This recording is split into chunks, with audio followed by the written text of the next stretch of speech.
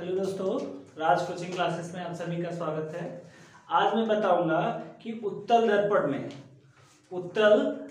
में सूत्र का निगमन कैसे करते हैं। तो सबसे पहले उत्तल दर्पण क्या होता है? उत्तल दर्पण किसे कहते हैं? उत्तल दर्पण वो होता है जिसका परावर्तक तल उभरा हुआ भाग होता है।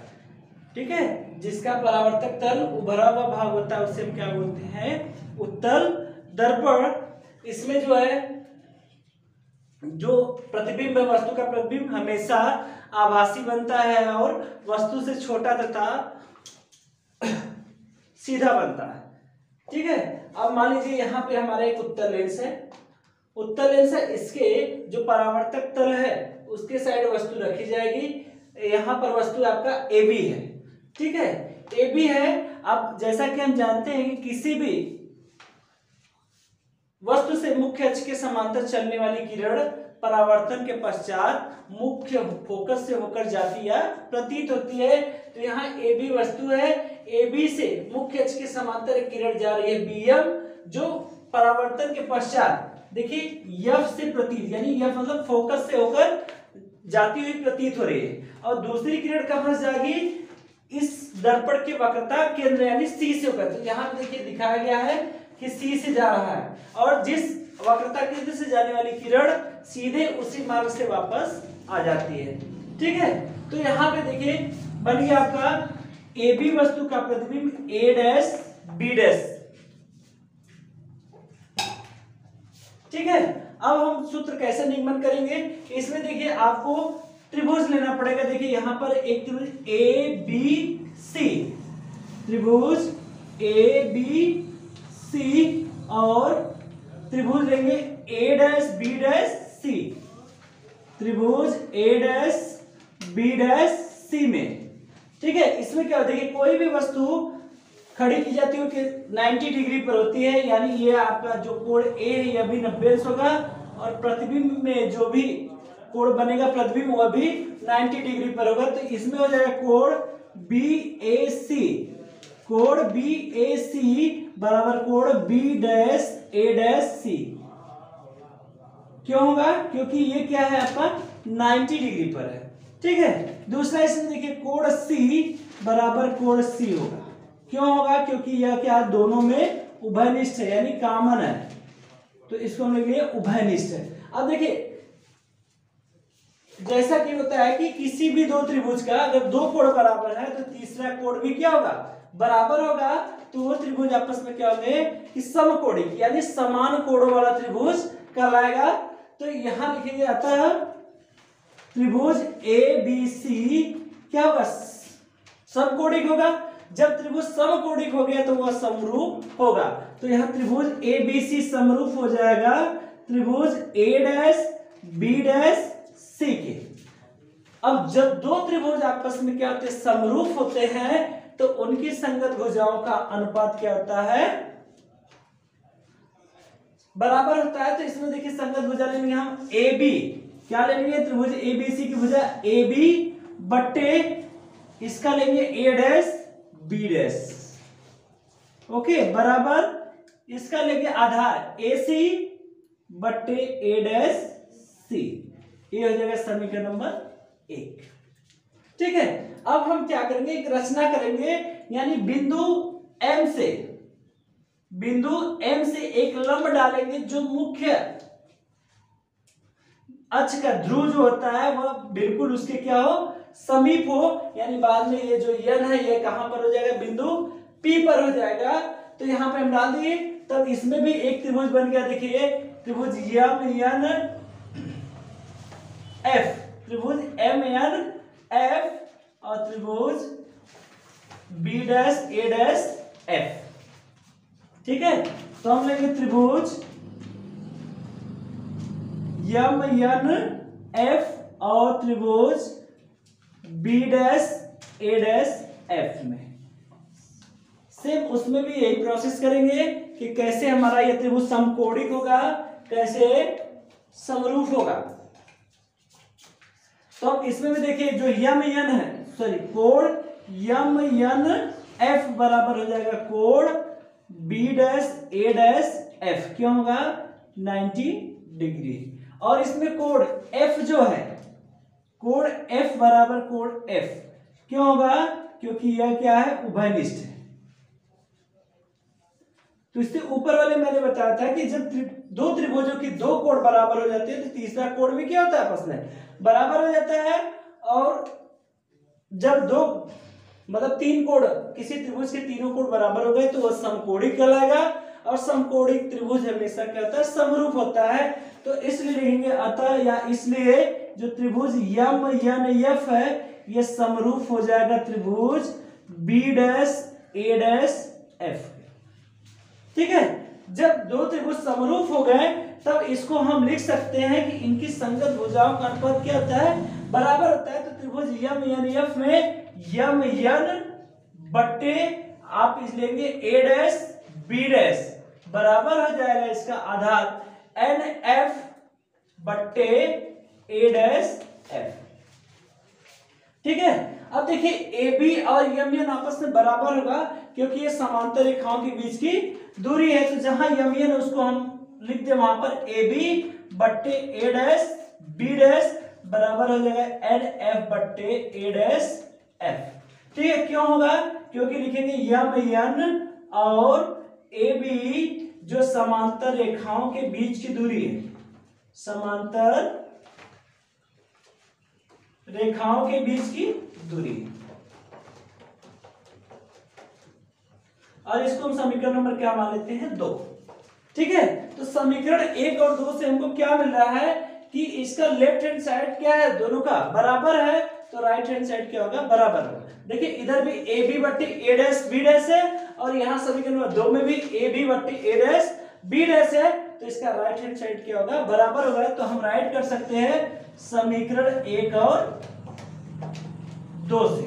जो समीकरण 1 और 2 ले लिए तो ये जो ए सी बट्टे ए डैश सी बराबर हो जाएगा एन एफ बट्टे ए डैश एफ। ठीक है, अब जैसा कि मैंने रचना बताया था कि जो यम से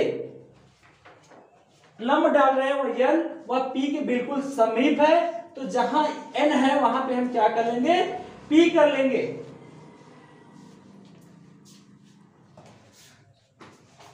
जहां एन है वहां क्या कर लिए, पी कर लिए। तो हम इसको राइट कर सकते हैं कि ए सी बट्टे ए डैश सी बराबर यहाँ एन एफ है। अभी मैंने बताया कि एन कहां पर आएगा, पी के बिल्कुल समीप है, इसलिए एन को हम बिंदु पी पर मानेंगे। तो जहां एन है वहां हम रख सकते हैं पी एफ बट्टे ए डैश एफ।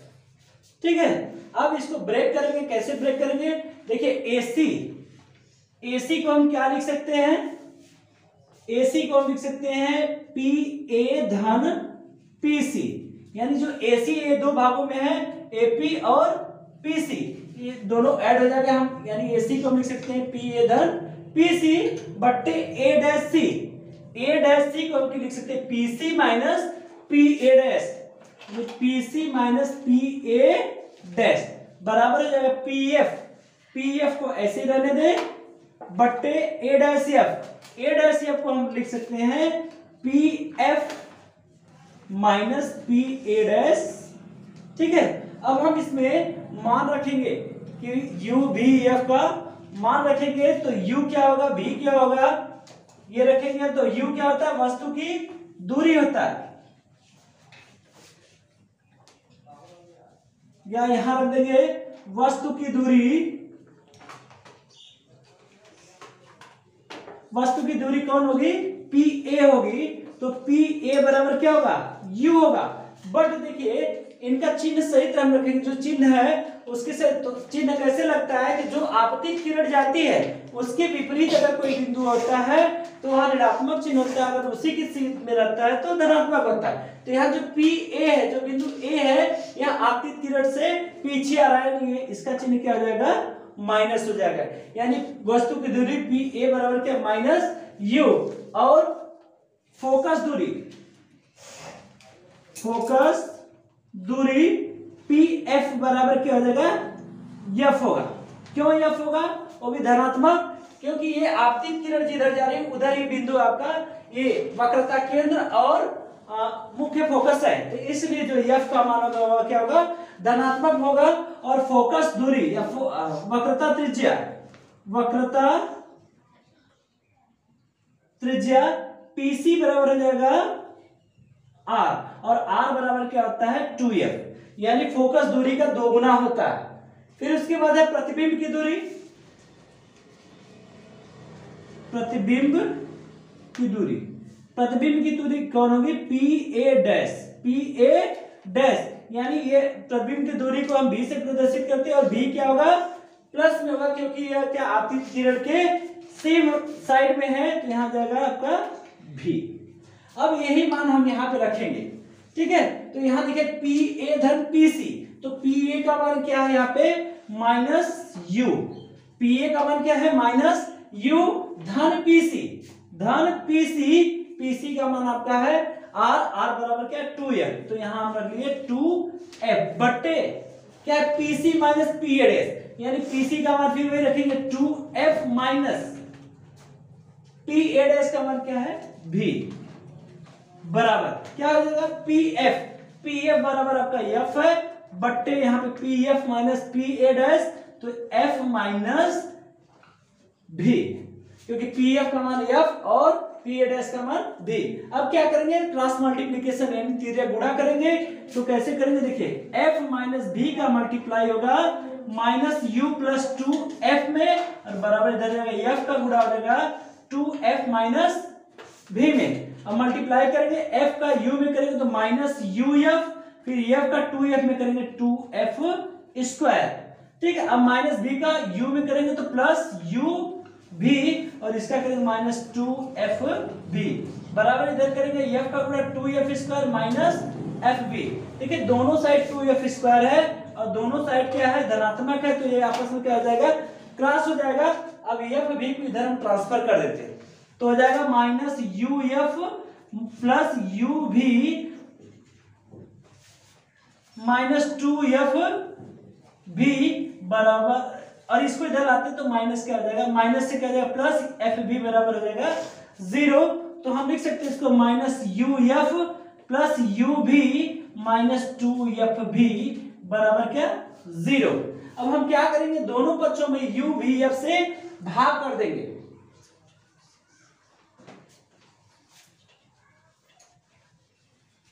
फिर हम लिखेंगे दोनों पक्षों में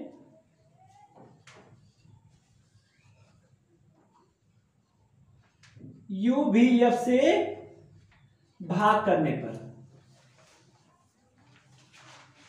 तो कर दीजिए यहाँ पे -UF बट्टे हो जाएगा UVF प्लस क्या है?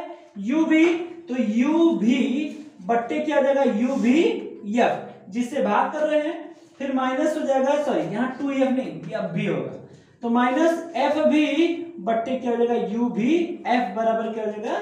0।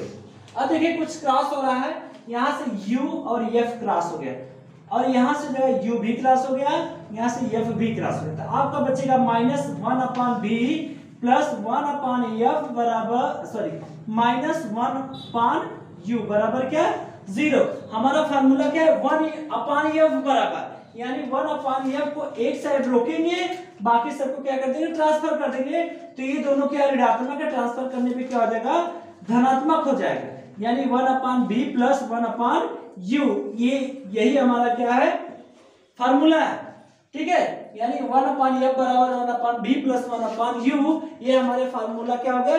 सिद्ध हो गया। इसी तरह से आप लोग अवतल दर्पण का मैंने पीछे बताया है कि अवतल दर्पण का भी इसी तरह से सिद्ध होगा, ठीक है। अगर कोई क्वेश्चन आता है तो इसमें FV का मान सब चिन्ह के साथ रखा जाएगा, चिन्ह के साथ मान रखने पर ही क्वेश्चन हमारे सॉल्व होंगे।